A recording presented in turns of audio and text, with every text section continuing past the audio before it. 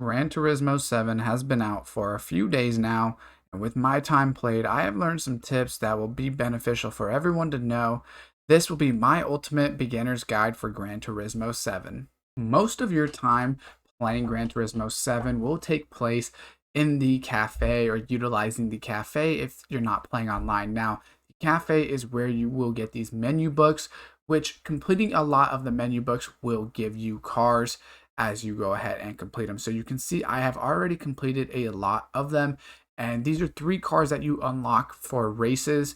And it's just a great way to get a ton of cars and allow you to unlock more racetracks and more world map as well. So you're going to want to take advantage of completing as many menu books as you can when you see them pop up or just whenever you do complete the last one. Tuning has returned in Gran Turismo 7, and it is a huge focus to how your car performs. As a new player, there's so much information that it may be overwhelming, but the advice I have for somebody that maybe doesn't even understand what a lot of this is or what it does to your car, just test out different things. So as you buy new parts, it'll allow you to choose different brakes or handbrakes, whatever the case is, as you buy them, and just test out what works for you. It'll also give you the specs of your car, the performances and the acceleration and things like that. So it's just a really great way to see how your car is going to perform when you're out there on the racetrack.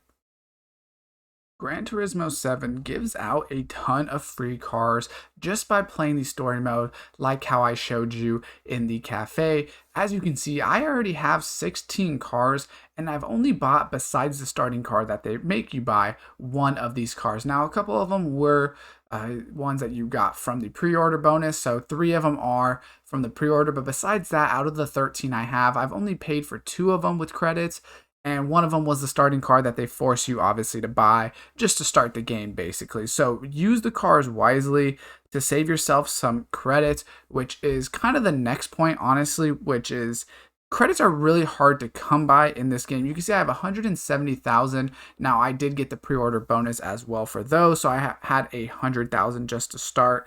But utilize the free cars that you get. That is what is very, very important in this game because credits are scarce to come by. Don't go into just the brand central or the used car and buy every single car in here that looks cool at the time. Try to think about it wisely.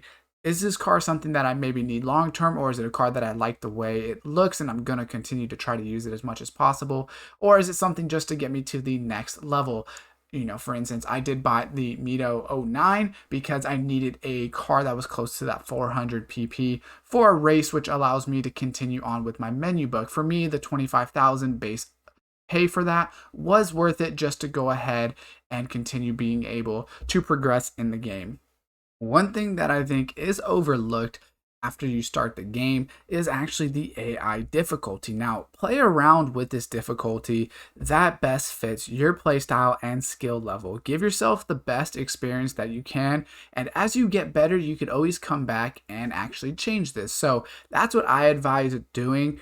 I think a lot of people are going to start on the normal difficulty just the way it goes, but if it's too hard, don't be afraid to go back to easy. That way you make it a little bit more enjoyable if you are a new player, or make it harder if it gets a little too easy for you. Now, something that you may not be doing in this game is actually checking your car condition. So you're going to want to come down here to GT Auto. You will unlock it a little bit later in the story, so you will have to play a little bit before you do unlock this. Now, this is where you also will customize your car if that's what you want to do. When you come in here, obviously you can go ahead and change these styles and things like that for your loadout, but we're specifically talking about the actual changing of the maintenance, because the maintenance is actually really important to your car performance. As you have a car over time, it will get worse and worse. We can see the conditions on it are very good right now. They're all excellent for our oil, engine, and body. But as you progress through this story, and if you're using a car a lot, it may not be excellent anymore, and that's when you can come in here and spend some credits to get it back up to that top shape so that it performs at the highest level for you. So make sure you are doing that once you get this unlocked. Something you're going to want to make sure you're doing is coming over to the license center and completing these. Now, they do give you credits as well, which is great, but you actually need to complete these licenses to progress in some of the story. So if we go ahead and we go to our world circuit and show you, you will not be able to complete it without a license. So if we come down here to our Tokyo Championship, you actually do need that National B license to even play this Tokyo one. So make sure that you are completing the licenses, trying to progress them as much as possible. I do not believe you have to beat them on gold difficulty, but you do get more credits if you do so. That's all of the tips I have for you today in Gran Turismo 7. Hopefully with all of these tips, it will help you become a better player or just understand the game a little bit better. If you did enjoy this video, make sure to go ahead and drop a like, subscribe, turn on that post notification bell, and as always, I will see you next time.